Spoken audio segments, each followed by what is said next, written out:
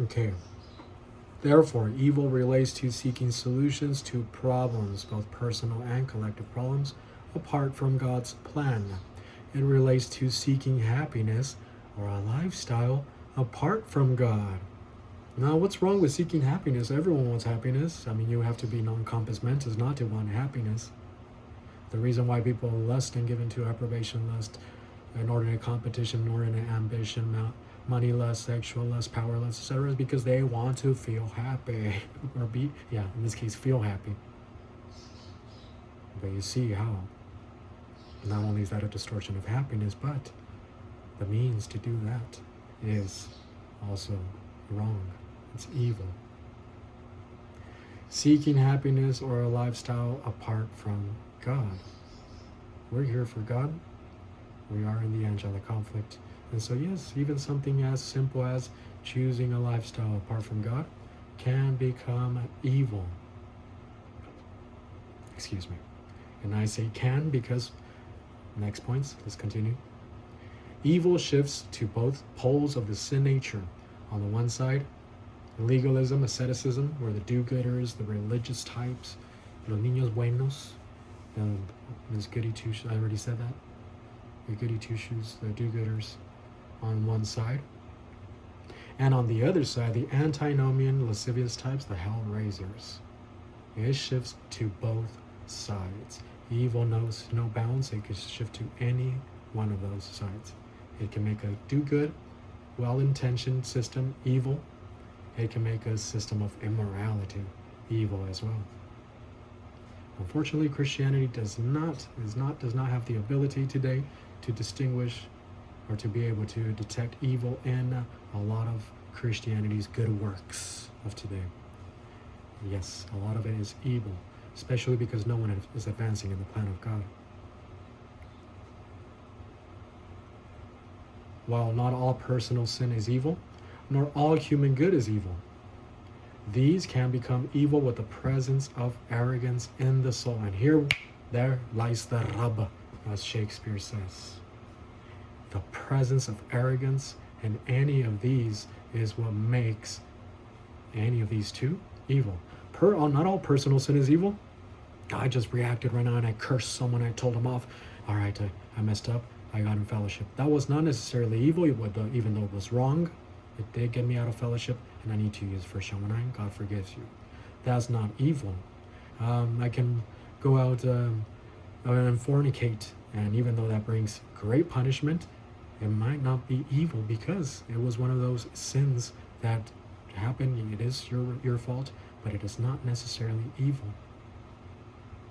But when you add arrogance to that sin, when you justify that sin, that makes that sin evil. So see how one sin cannot be evil one moment, but once after a few arrogant thoughts, adding it here and there, justifying, deceiving yourself, you make it evil afterwards. Not all human good is evil. I can help out the neighbor here, carry his hardware because he's a construction worker and he just got back from work injured and he needs help, and I'll go help him out as a good neighbor. And that's not necessarily evil. That's just being a good neighbor. But the moment that you add arrogance and you become arrogant about that good deed that you've committed, that you've made, you make that evil. That wonderful act, you just converted that as to evil. Now, how much do you make it evil? It depends on how much arrogance you have. I think I'm still trying to get the specifics as to the doctrine of evil. Okay. Therefore, sin plus arrogance equals evil. Human good plus arrogance equals evil. Arrogance is the original sin of Satan. Remember that.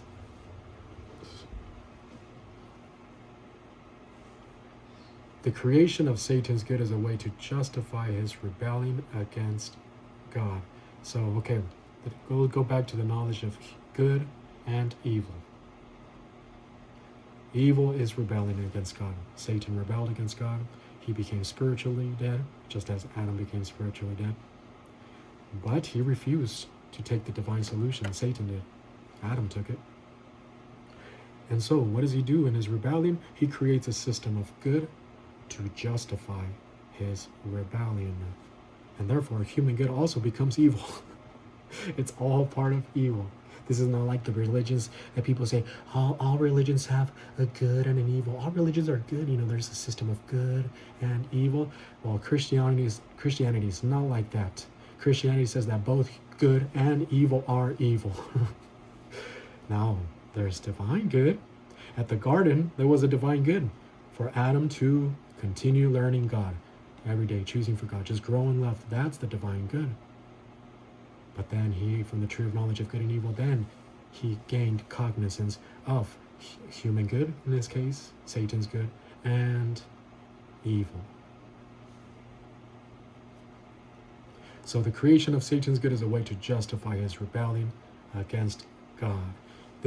Don't see this. This is not that difficult. Have you seen someone with a guilt complex? He did something terrible, and now out of his guilt feeling, he's trying to assuage it, and he's doing good things. And he's trying to buy you something, buy you some food, because the next day he already knows he's also going to mess up and continue persecuting you. And so he comes in the next day and gives you some food again. Those good deeds are a way to justify his evil deeds against you. Not only to, and it's also a way to make himself feel better because he knows he's doing wrong. Have you seen a child that has done something terrible and you arrive home and guilt is all the way up and the child goes and hugs you and gives you a kiss and tries to please you and giving you this little flower and this and that?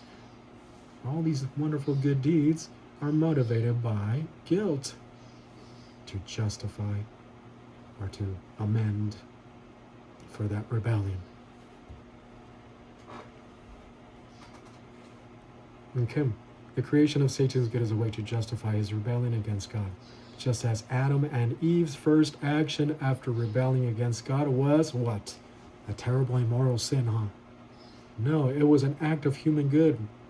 The creation of those outfits of fig leaves for one another was a way to not just cover up for their shame, but to better their relationship with each other, assuming that if they better the relationship with humankind, here with my husband, with my wife, then my relationship with God is going to be okay, is going to be good.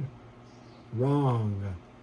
And so, the first act in spiritual death that Adam and the woman committed, Adam and Eve, was an act of human good.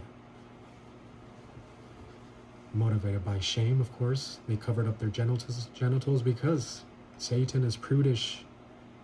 He's very immoral too, but he's also prudish, very self-righteous, both sides. And he made them feel guilty. He condemned them for their nakedness. And so there they are, trying to cover up something, motivated by shame.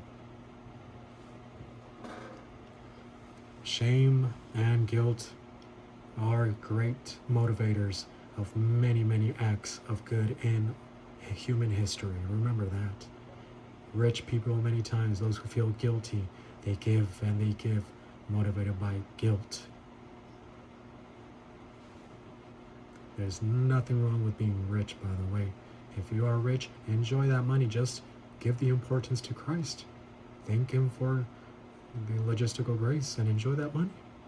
And you can give according to what God demands from you. But there's no need to feel guilty. Enjoy that money. It's yours. Whether you're inherited or not. Oh, you're just a rich boy who inherited it. Doesn't matter. That's your money.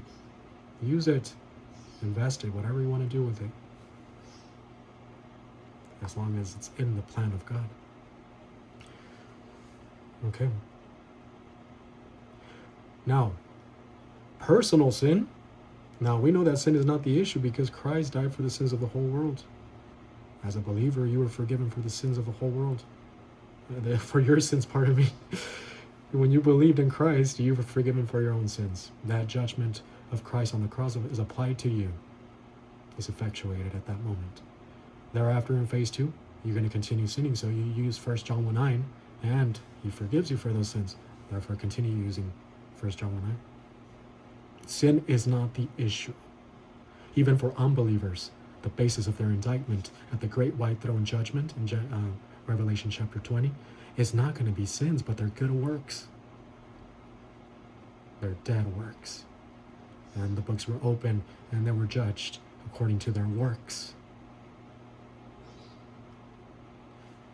Well, personal sin is often used by Satan to make his system of evil seem good. You've ever wondered why? Okay, Satan is extreme. He wants to create this system of good. He wants to bring the millennium before God brings the millennium. Then why is there so much? Why does he use so much of those ugly sins? So much immorality. Many times he does this to make his system of evil seem good. I mean, just you don't have to go too far. Just think about the time when you saw this nasty sin, this terrible injustice against someone or something, and you wanted to get on the bandwagon and do something about it, being a Christian, instead of executing the plan of God, instead of talking to God about it. You wanted to go do something about it, and some people go do something about it, and they get their sandwich boards, or they carry signs and they start going out there in the streets and protest. You have just fallen for his system. His system of evil seems good because you've focused on that personal nasty sin that you saw from someone else.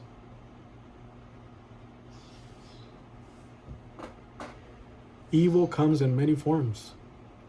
Complex, arrogant thoughts. Religion. Legalism. They go together, religion and legalism. Emotionalism. They go together too. Intellectualism. Now, not all intellectualism is wrong, but the moment that you substitute God's system for your, by your hatred towards the truth with intellectualism, then that's when it becomes evil. Reversionism, of course. Anti-Semitism. Now, a lot of racism, and we all have something racist in us, I would say. That's not necessarily evil, but one type of racism that's immediately evil is anti-Semitism. Because yes, the Jews were God's people in the dispensation of Israel. And even though we're living in the dispensation of the church, we must protect the Jews. Whether they're obnoxious, whether they're stingy, whether they do this, do that, you must treat the Jews just as you treat any other human being. And right now, anti-Semitism is becoming rampant once again. People are being outspoken, not hiding it anymore, under the name of a just cause, under the name of, stop the genocide in Palestine, etc. But whatever color it is, anti-Semitism is evil. Zionism is also evil. The Jews were not called to go and unite themselves in the land. The modern nation of Israeli is not a client nation to God as it was in the dispensation of Israel. But once they went ahead and did that, all right, we're not going to solve a negative with another negative, so you still protect them. Hence, we support Israel, even though they got back together in the nation in disobedience. For they are under the 5th cycle of discipline still, and they're going to continue in that status until the end of the tribulation. Anti-Semitism. And now we go to politics. Political internationalism. Evil does go into politics, such as internationalism, socialism, communism. The attempt to solve many problems by legislation. The government making itself as God, just attempting to solve problems just, by changing a law here and there, just through legislation. Who cares about these principles of supply and demand? Just, change it. Let's fix the economy here by doing this, and that, and everything's going to be solved, right? Wrong. A lot of problems in the economy have been brought about by government interference on the economy. Remember that. Just remember that. Inflation, low wages, the fact that many companies have outsourced and we have very few companies producing here in the United States compared to before, etc. Many problems.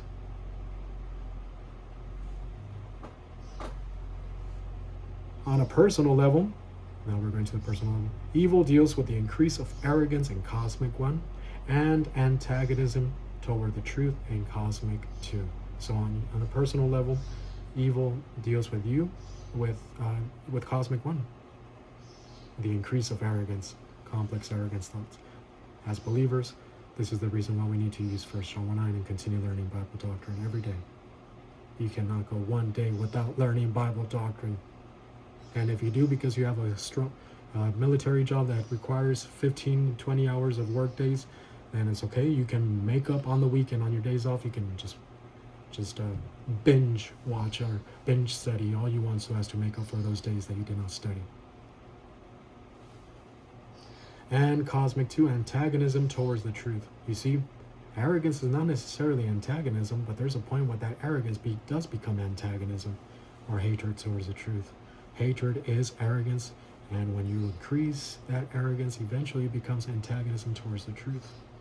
Some people, they start off right away, arrogant and antagonism towards the truth.